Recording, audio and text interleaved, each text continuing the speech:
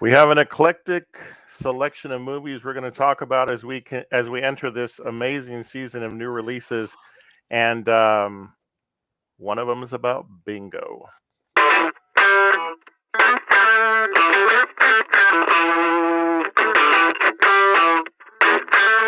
Film is a medium that transports. All I have to do is pop myself in front of the TV to watch a movie, and I can just enjoy it, whatever place the film takes me to. Movies have always been an escape. It gives you a whole new world to be in. I have a rekindled love affair with movies.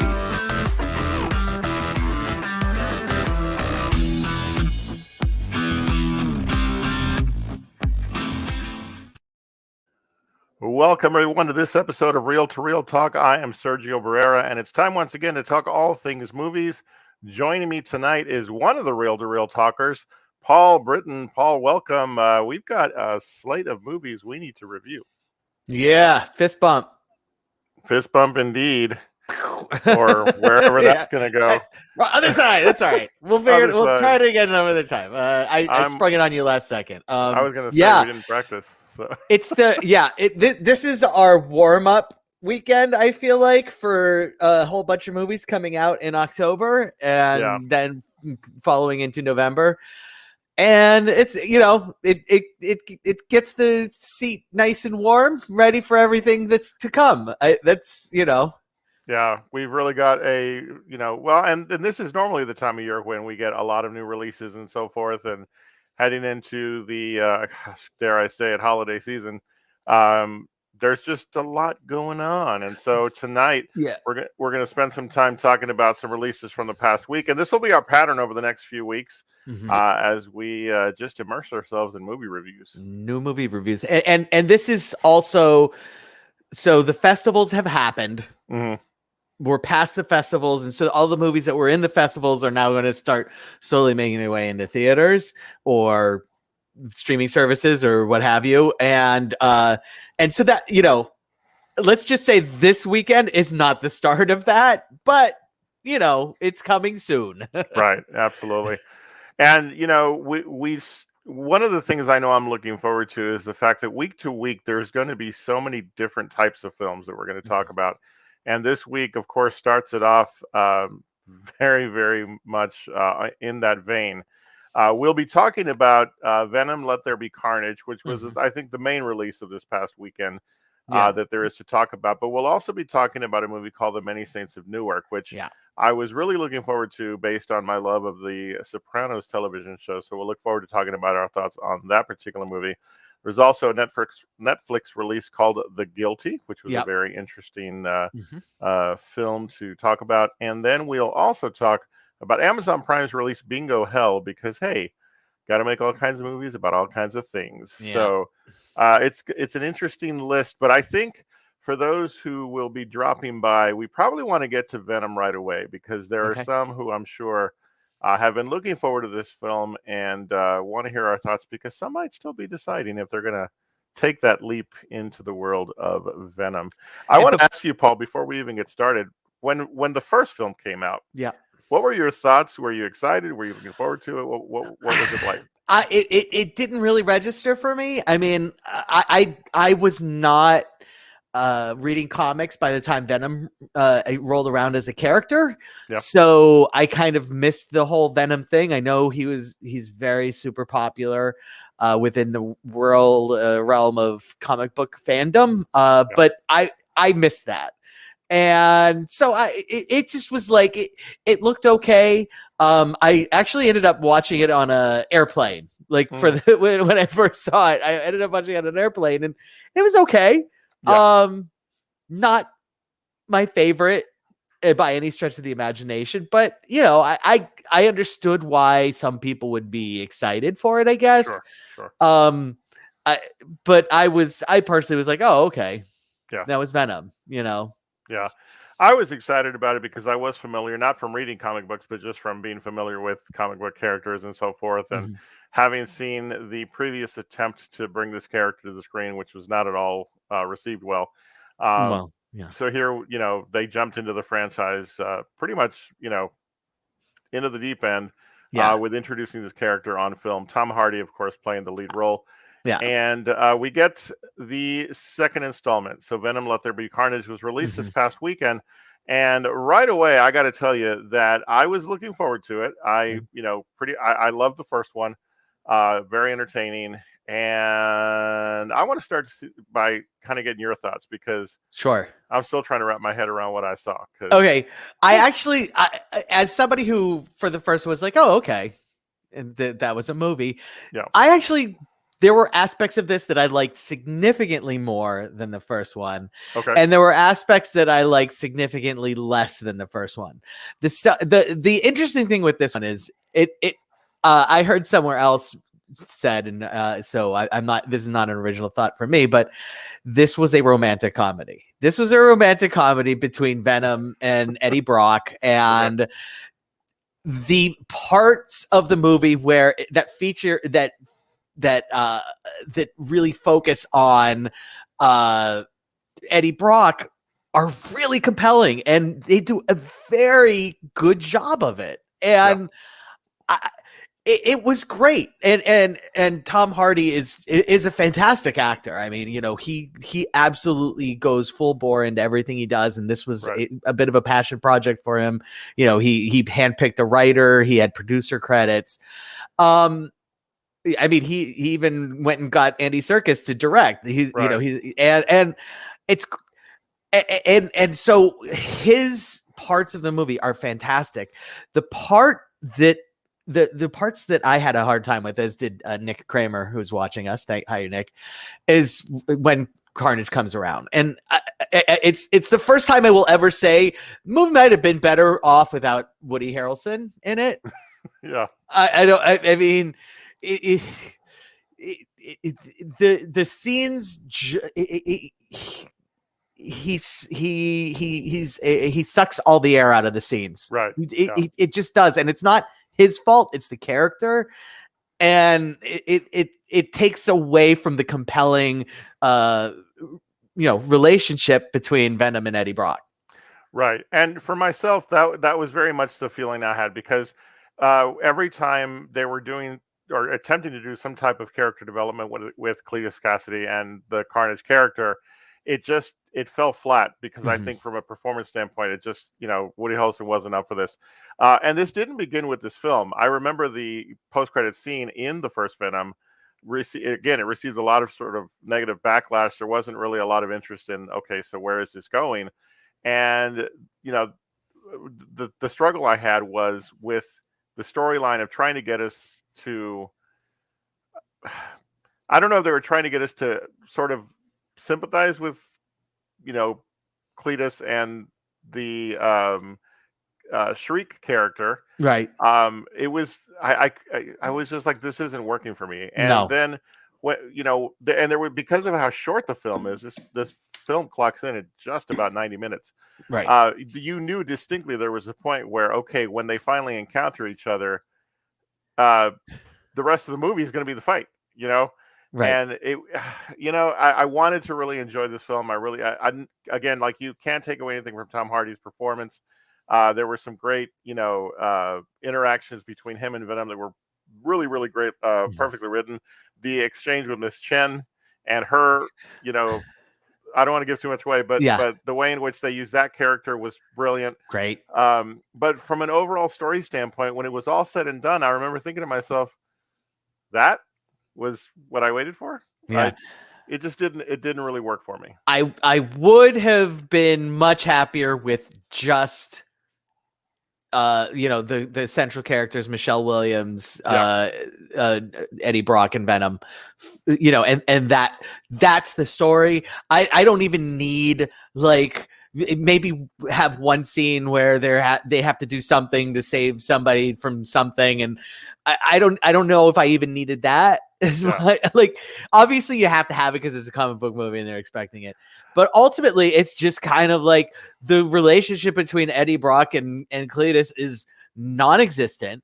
Right. It's poorly developed. You could drop it completely and you're not going to lose anything. And so that's a problem. I found myself wanting more of an exploration of like what life was like with the rules, you know, Right. and you know, there's just so much in that first 20 minutes that Mhm. that's the storyline I wanted to pursue, like life with Venom. What's it really like? And you didn't need to have this attempt at a huge villain Right. just because you brought it up in the last film. So yeah, I Yeah. wasn't. Yeah. Good attempt, but Well, yeah. yeah. Let's taco it up. What? Absolutely. So, those of you who watch faithfully know that we have here on the show a 5 taco rating scale. A movie can get as many as 5 tacos, but if we want to give it some extra love, we throw on some extra guac. So, let's go ahead and begin with our taco rating for Venom Let There Be Carnage. Paul, I'm going to go ahead and start out by saying I'm going to have to land on 2 tacos plus guac. It didn't even reach 3 for me because I was so disappointed by the overall sort of sloppiness Okay. of this film. It just didn't have a story that compelled me and kept me interested. I am going to go with 3 tacos. I would have done guac if there was just a little bit more compelling with the Carnage character, but there wasn't. But like I really liked the relationship between Venom and Eddie, Yeah. so I'm giving it the 3 tacos. I mean, that's your story. Like that's, you know, I know you need a villain, Right. but Right. I don't think they chose the right one. So Well, the execution didn't work, but that's all right. Yeah. It's okay. I Nick thought there was Kramer- enough there to enjoy. So Yeah, Nick Kramer weighs in with 1 taco plus guac. yeah. Nick, We and don't I have will have to tacos. talk later, Or maybe, 'cause, 1 taco plus guac. There you go. That's what Yeah. we'll call 1.5 tacos.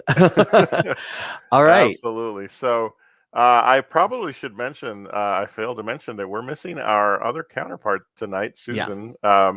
And the reason it comes to mind, well, because she's not here, but also because I'm trying to run banners tonight. Yeah. So, I'm going to help you. I'll Yeah. throw up my own taco ratings and that's stuff. good. But- I like that. I Yeah. like that. Teamwork. Yeah. All right. Yeah. Fantastic. All right. I'll keep an eye on the comments and we'll keep trucking along. Yeah. As we continue, we're now going to take a look at a movie that I was excited about, hadn't heard about it even being a thing until just a couple of months ago. And that is the Sopranos based movie called, and here it is, The Many Saints of Newark. Mhm. Right away from the outset, I was troubled by the title. Because as a fan of The Sopranos, you know, I get that Multisanti major character. Are you familiar with The Sopranos, Paul? Did you watch this? I've seen like 2 or 3 episodes. Okay, so I'm we're on a very different, you know, 2 different very islands different. there in Yes. that regard. So as I saw this film, I came at it from the angle of knowing the series, being familiar with all these characters, and so I had a particular mindset going in. So right from the outset, I was troubled by the title because with vague titles of this type, any film sort of already loses a little bit of ability to gain traction. So as we get started talking about this particular film, it's going to be obvious very quickly that you and I are coming at it from 2 different angles. Mhm. And the attempt at trying to create some form of origin story for a character that was important in the series that I think Daniel Chase wanted to give more importance to, missed the mark tremendously for me. Okay. And so, you know, coming at it from the angle that you did with not that many episodes of the show under your belt, what were your thoughts going in and what were your thoughts as you watched? Yeah, I thought it was interesting that, you know, lest you be misled in what you're going to get from this movie if you're waiting to watch it and you're a fan of the show. This is not the Tony Soprano origin story. So, like, It really isn't. do not come into this thing thinking, "Oh, I'm getting Tony Soprano origin story." It's not going to be. It's not it. All right. No. This is a story about, you know, a character that's not even in the show, you know, is the driving character. And Right. And it's interesting. I didn't mind the main thread. Mhm. I was confused because I remember from the story is that from the few episodes I saw, I never saw really the African American community represented. It's Right. a major part of this movie. Major Because of the part. time frame, absolutely, yeah. And well, not even because of the time, but one of the characters is a huge, character in the movie. And I don't remember there being like a major, player that was African American. And it almost feels like they were trying to make up for a missing aspect of the show. And I think that the movie might have been better served just kind of focusing on its prior focus, because the movie lacks focus. Like that's my feeling on it, was that the movie tried to tell the story as a person who doesn't really know the show. The movie tried to tell the story of this character who, not knowing the show, I didn't realize he wasn't a major character. And and by the end, it's pretty obvious, oh, this guy's not a major character. And so I actually had to go to ask my brother about the show, because he was a huge fan of the show, and he kind of explained what the backstory was there. And it just kind of felt like, it was like, I don't think fans of the show are going to be super excited about this. Like, that you literally segue to what I was going to say, is this show, for someone who's a fan of the show, wasn't about, I don't even think it was created for fans of the show. Because, and when I mentioned the timeline that Dickie Moltisanti's character, which is the main character in this particular film, which was the father of a main character in the Sopranos show, Christopher Moltisanti, who was portrayed by Michael Imperioli, who narrated this film. Basically, the Moltisanti family was of note during this age of the mafia story, and this timeline, or not timeline, but this time frame in which the movie takes place, was the advent of what's called the Black Mafia, which Frank Lucas was the main sort of godfather figure of the organized crime syndicate that involved the African American community. American Gangster portrays Frank Lucas. Denzel Washington plays the character in that film. If they had focused Frank Lucas as being maybe a more major part of this particular story versus the character that was the main character, the main antagonist in the film, it might have landed a little more richly in terms of the story, in terms of what was being told here. But when you sell this movie as this opportunity to see a young Tony Soprano, and then you get basically this sort of emo Tony Soprano version that doesn't feel anything like what you get when you finally get to the series, it was really, that's where it felt lacking. Now, I was okay with that, but I wanted to have this story be a lot more in depth in terms of what the machinations were of this group of mobsters at this particular point. But it was just a lot of, there was two things that were happening here. There was a lot of things occurring that by the end of the movie you were like, so what? But there was also a lot of this usage of characters from the show in their younger years. And if you're going to do that, then you need to make them be part of this film. Yeah, but they're going to be back compelling. Then they were bit players, so to speak, in the organized crime syndicate. I mean, Junior, who was a major character in the show, much younger version of the gentleman who hurt his back in this movie, right? Obviously, Tony Soprano's father. Again, if you know it, the problem with this film is if you know the show, you feel very let down by what they do with the characters that you grew to love from the show. And so, is the film a good movie? Is it worth watching? Yeah, absolutely. If you want to get an interesting take on the world of The Sopranos, but it certainly doesn't even, to me, serve as a prequel of any sort. Yeah. Other than it took place before, Yeah. So I struggle with, how do I rate it? Because am I disappointed because it didn't give me something of a more direct connection? Or do I give it points for it was a good movie that told a pretty decent story, and on its own, you didn't have to tag it to The Sopranos. It could have been a pretty decent mob film. So, do you want me to start? You want me to start the rating? Sure. Go first? Absolutely. Okay, cool. So I am going 2 tacos and guac. And my rationale is that there just isn't enough compelling action to warrant anything more than 2 plus guac. But there's enough like interesting characters and things going on to not go lower than that. It like you said, it's an okay movie. It's okay as a standalone, having no connection to the show. It's okay. I would highly question the motivation of the character Junior, and one of the big things that he does. I don't want to ruin anything, but that's all right. No, I get you. Well, so where I landed was right in the middle. I'm going to give this movie 3 tacos, and here's why. There was some great acting in this film. Mm-hmm. Starting with Ray Liotta, who plays 2 characters. Mm-hmm. You get John Bernthal as Tony Soprano's father. You get a fantastic, if you know the character Livia from the show, you get a fantastic portrayal by Vera Farmiga? Farmiga? Yeah, who portrays Tony's mother. Right. There's some great performances. And I have to hand it to Alessandro Nivola, who plays the character of Dicky Moltisanti, especially when I think to myself, this is the guy who was Nicolas Cage's brother in Face Off. Okay, He's 49 years old, and he looks like he can't be more than 30, 32, Right, right. He's aging well. So for some great character portrayal, some decent storytelling, I have to give it 3 tacos, but I don't think this was a film about The Sopranos, and so, so that's my take. Tangentially, yes, very tangentially, absolutely. All right, well, from the many saints of Newark, we move forward now into a recent release by Amazon Prime, because it's time to get this one out of the way. Mm-hmm. It was an interesting film called Bingo Hell. Yes.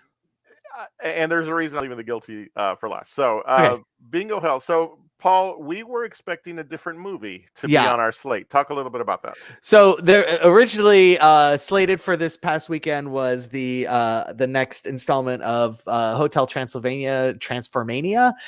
And so I went looking for it, and it wasn't there. But there was this other movie called Bingo Hell that I watched the trailer on. It's like, oh, this looks like it could be a little fun. Looks like it might be amusing. And really quickly, it wasn't.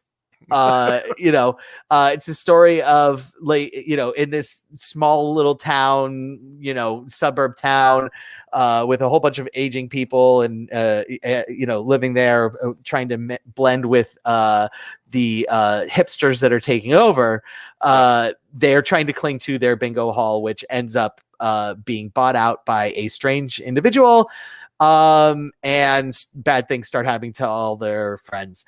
And it's not interesting. It's not funny. The plot is dumber than the actual execution.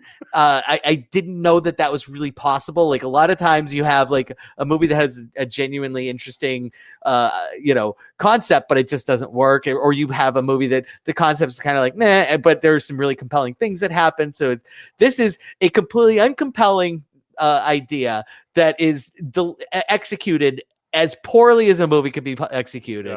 And so there you go. That's it.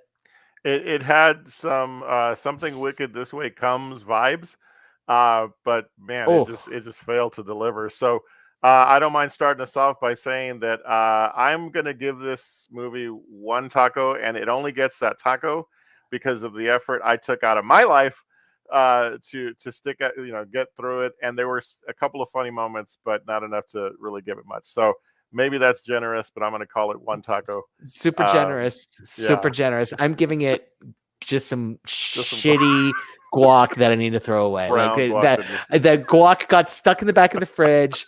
I totally forgot about it. I found it 2 weeks after I pulled it out, and now I regret finding it. Found it. Yeah. That's all it. Right, very good. So I normally say things like, but hey, check it out for yourselves. Don't watch this one, please. Yeah. We don't need to encourage this kind of mess. Right. We don't want to be in any way connected to your saying that you watched it because we said anything about it.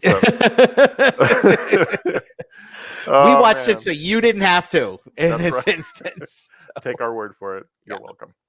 All right, so we get to a very interesting film released on Netflix this past week called The Guilty. Jake Gyllenhaal, one of my absolute favorite actors of the modern era, has an opportunity to perform at a level that is very unique, especially in these COVID-driven times. where he is actually full on the centerpiece of this film. He portrays a 911 dispatcher with a bit of a past. He's got some things going on. And it's basically one night in the life of a 911 dispatcher who is in a very stressful situation. That's the most I'll say about the plot point, because you got to watch this one. This one I will say yes to, because Paul, do we agree on Jake Gyllenhaal in terms of, he's so good. He's great. He's so fantastic. compelling. He's just a great actor that is always showing up and taking on compelling roles, and does the same here. Turns out this movie, I didn't know this until after I watched the movie. This was it's almost like a shot for shot type of remake of a Danish film. It is, absolutely. And I was going to try to watch that in addition, just to kind of have I didn't have the time, but I mean, Jake Gyllenhaal is on screen for every single second of this movie, and just nice, good. There's some fantastic film work being done in terms of pans, angles, and so forth, so that you don't ever get bored. They do one major sort of set relocation. Then right when you think it might get to be a bit too much of one person, they change your view and in terms of the surroundings. And so it's a fantastic film. And I've got to say this because it's such an important part of it. The voices, again, he's a 911 dispatcher, and so there's a voice cast of people that he encounters within the context of this film. And I think we would be remiss if we didn't mention some of these names. People like Ethan Hawke, Paul Dano, Peter Sarsgaard, Bill Burr makes an appearance, and the list goes on. And this film drew me in from the outset and just kept me straight to the end. Before we get our thoughts in, though, Paul, we are fortunate enough to, in our lives, know some folks who are actual 911 dispatchers. Correct. And we had hoped to have a couple folks visit with us, and we were able to land one. And my friend Trina Boscat is a 911 dispatcher here in Texas, and she did us the favor of also watching the film, because when you portray this type of role, you want to get a thought towards authenticity. And as I watched it, I thought, how would that really go? And because I suggested let's find out, because I was really intrigued by what was going on. So absolutely. So I invited Trina to watch the film, and she sent me a bit of a video clip with her thoughts on The Guilty. So I thought it'd be great if we could show it tonight. So cool. Let me go ahead and bring up our friend Trina Boscat, and these are her pre-recorded thoughts on The Guilty. Hey everybody, my name is Trina. I am a dispatcher. I have 6 years experience dispatching. I have 5 years experience in criminal investigations. Sergio asked me to watch The Guilty, so I watched it last night. My thoughts are, it's a really good movie. Actually, I'm not a big movie person. I don't watch movies that often, but I found it to be very compelling.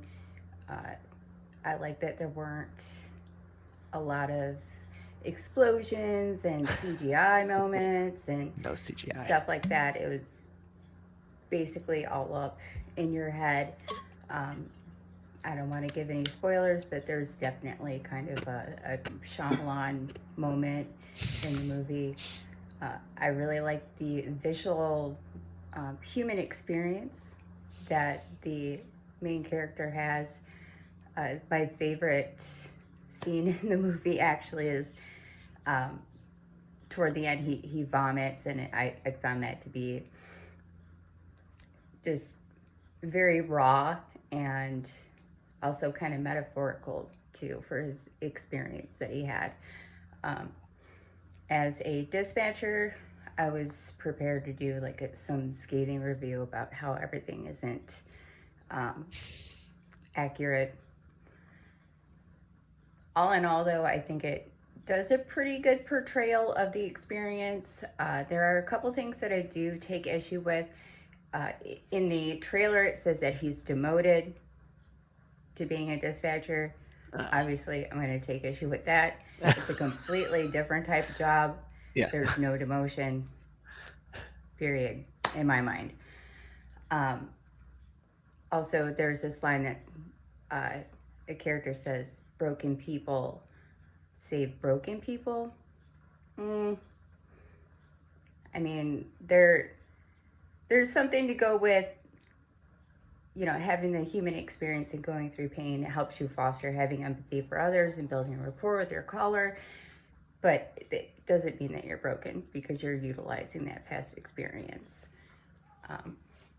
My favorite line in the movie, he says, I want to help her. That is my job.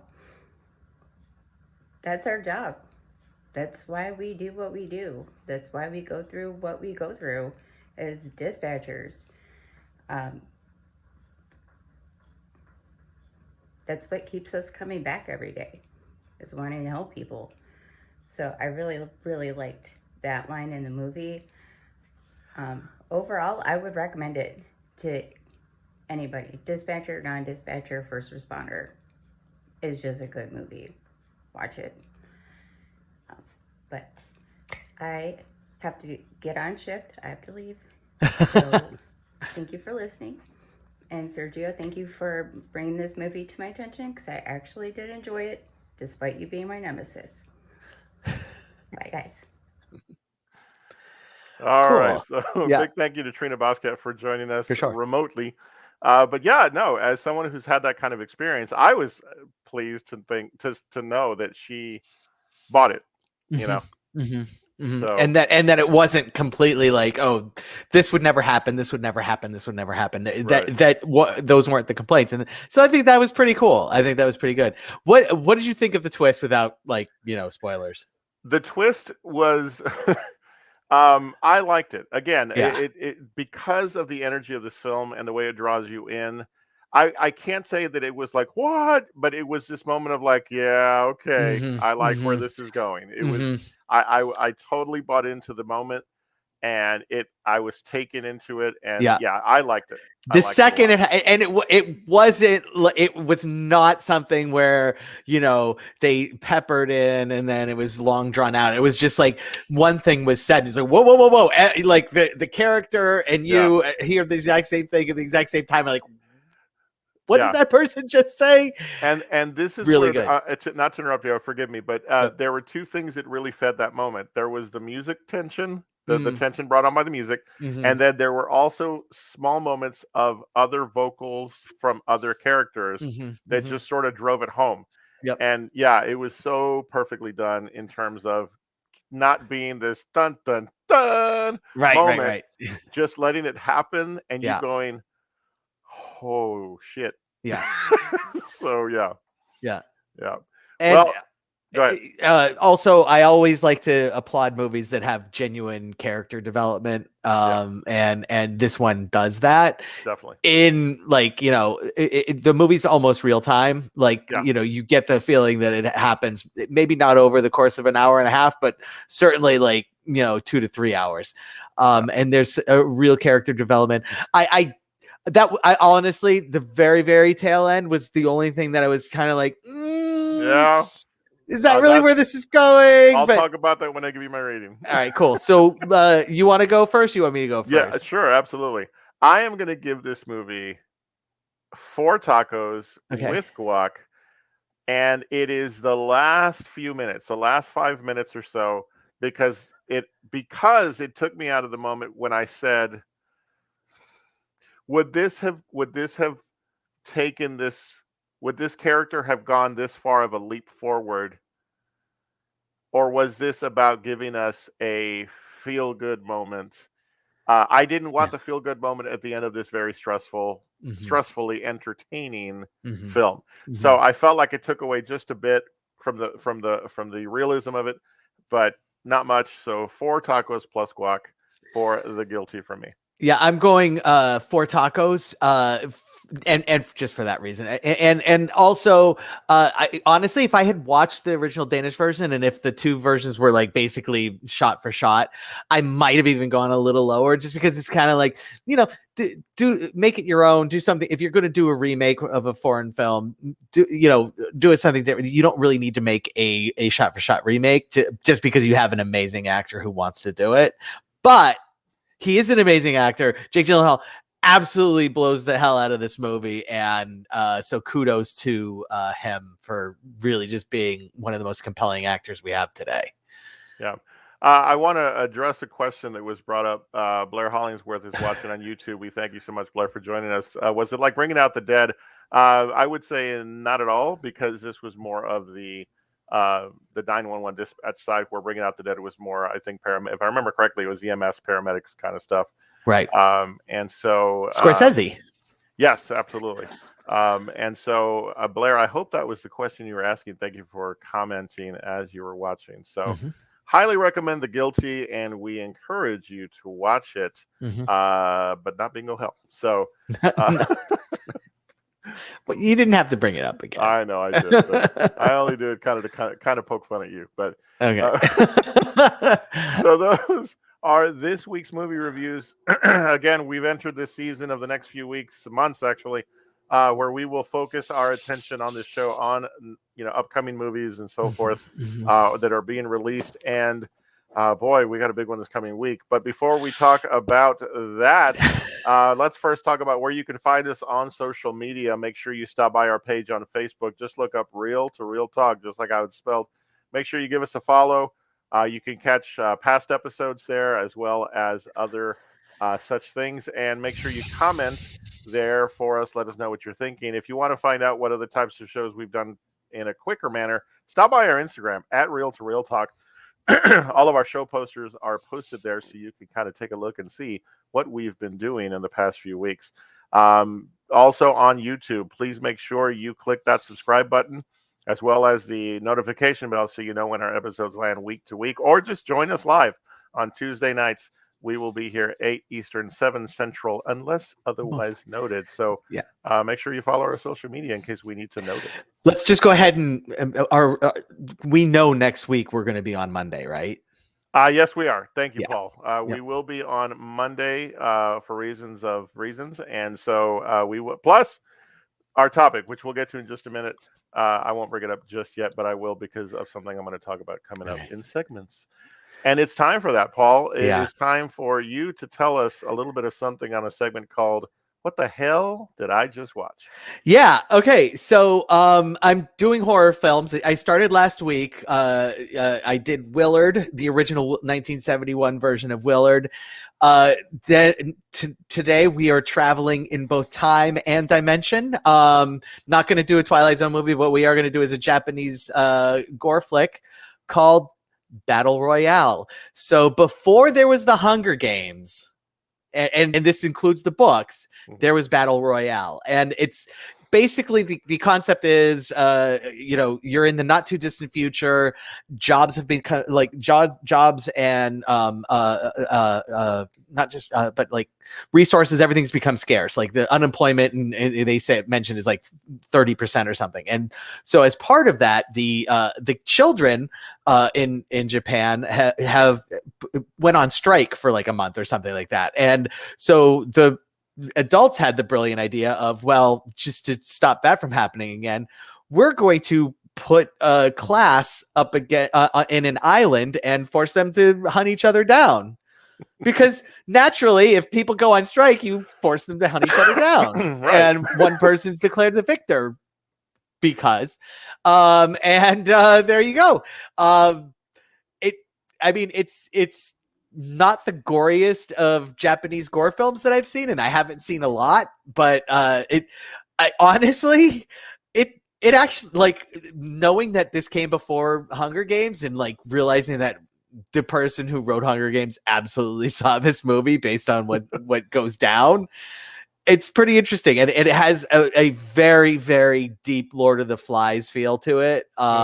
Big time. Also just some super fun people getting chopped up and blood squirting out in excessive amounts. Yeah, I don't know. Like Battle Royale, I have to recommend it during Halloween because it's disturbing and not bad. Like it was pretty good. Like Nice. this isn't usually my bag, but I kind of dug this one. I just probably because of how much I like Hunger Games. So I don't know. Yeah. Interesting take. And yeah, so this one actually seemed your view of this movie seemed a little less weird and more entertained this time around. Yeah, well, let's. I mean, the concept is insane. Like, you know, well, yeah, absolutely. So the interesting thing is like everybody's given a different weapon. So like some people have long range weapons. So one person is just like given a GPS tracker so they know where everybody is at all the time. And like you know, like it's crazy like that these people and like so they're like trying to kill other people that have advantageous weapons and stuff. Yeah. And I mean like the concept on this one is just bonkers. But once they actually start and you just accept that, yeah, sure, they would put a class of high school seniors on an island and have them kill each other. Once you accept that, you're good to go. Like, yeah, let's roll with it. Common movie trope these days, but sounds like a unique spin. So you can find out what type of weirdness Paul is watching week to week. So make sure you stop by and catch What the Hell Did I Just Watch every single week. And believe me, you will be impressed. This week, of course, we are missing Susan, so we will get back to Susan Finally Saw next week as we welcome her back to the show. For right now, though, we're going to jump right to this week's real-time rewind. And Paul, maybe I'm going to cheat on this one. I didn't really pick a topic for this month, but I did this particular selection very purposefully because of next week's topic. Yeah, real-time rewind. I just remind you, get out, watch these movies. If you haven't seen them, watch them. If you have, then watch them again. You have to watch all the Daniel Craig Bond movies. This past weekend, I went through all 4, beginning with Casino Royale, Quantum of Solace, Skyfall, and, of course, the most recent, which was Spectre. Yeah. And let me tell you, there's 6 years between Spectre and, well, the release of No Time to Die. It was fun revisiting these movies. I have almost as much fun watching these films as I do when I go back to watch the Christopher Nolan Batman movies. They're very familiar, but they're very entertaining. And if this is truly, I know it's truly his last outing as James Bond. I have to just say that I agree with his recent quote in an interview. He said, maybe I'm going to be known as the grumpy James Bond, because that is truly the spin that he gave this character in a world where, these 4 being movies 21 through 24 in the whole franchise, it's a memorable portrayal of this character by one of our best actors of our day. Sure. And Skyfall is not just one of the best Bond movies ever made. It's a genuinely fantastic movie on any scale. I could put it up against anything any movie. It's so good. I tend to forget how good it is. It's insane. I so love Casino Royale. Sure, that launched this absolutely particular time frame of the franchise. But Skyfall hits my God. Because it just does. Judi Dench and Adele with the song is just like holy. Like I could just have that song play through the whole movie, and I'd be like, yeah. But can we at least give some love to Sam Smith's song for Spectre? I mean, it is fantastic. That's absolutely just so much to love about these particular films. If you are a James Bond, fan, we'd love to hear your thoughts. Make sure you comment on the episode below. Your thoughts on the Daniel Craig Bond films as we look forward next week to get together and review No Time to Die, the 25th film in the franchise, the final outing of Daniel Craig as James Bond. And Paul, I look forward to all of our episodes, but this one's going to be special. Yeah, I'm sad Susan's not here just so we can watch her like hyperventilate about how excited she is. Seriously. Like, Susan, she will be the one to at first admit it. If you ask her, have you seen such and such a movie? The odds are very high that the answer will be no. Except it turns out for Bond movies, which she's Yeah. seen all of them multiple Every single times one. and is like an aficionado. So like we're forcing her to run next week's episode, not because she wants to, but because we're not going to be able to get to a word in edgewise anyway. So might as well just let her run with it. you know? Absolutely. Yeah. We will be taking a look at the James Bond franchise, and just kind of discuss our thoughts on it. And of course, reviewing No Time to Die as part of our episode. So I really look forward to that. And we hope you'll join us. Paul, it has been fun. It's been an interesting, it was interesting going through these movies. Yeah. Very interesting. And again, we'll continue doing this week to week. We'll have the occasional specific topic, but I will end with one last question for you, Paul. Sure. The original Halloween. Were you a fan of that film? No. No? Okay. It's not my bag. Because that's not your bag. For some reason, I'm really curious about the more recent, the 2018 and now the 2021 version that's going to come out. And I was curious to get I have no frame of reference. I have no frame of reference. I've seen the original Halloween once. I saw it so long ago. It's just the only reason I bring it up was because I was looking at our schedule of shows because we know what's coming in the next few weeks. Right. And I thought, why aren't we talking about this? But now I know. So because it's not Susan's bag either. Yeah, like I don't think any of us would really have anything compelling to say. Like it's tough. It's tough. I feel bad. Yeah. Blair mentioned, but Blair, by the way, is a friend of mine from long time ago. He knows I've said it here. I'm not the biggest horror film person. I have a very narrow wheelhouse for horror movies where I really like zombie films that are done well. And satanic movies. That's it. Like I just zombies and Satan. I'm in, but everything else, gotcha. I'm not gonna. It's not gonna really compel me. That should be your Real to Real Talk T-shirt. Zombies and Satan. I'm in. I do want to comment to Blair to reassure her. She mentions it's a crime she's not here. This is her wheelhouse.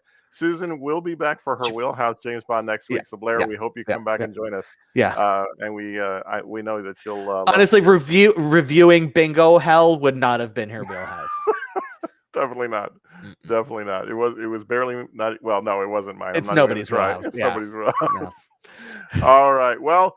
To those who commented tonight, Blair, Nick, we thank you so much for doing that. Everyone who's logged on to watch, we thank you so much. Paul, we'll look forward to having Susan back next week as we get ready to talk 007.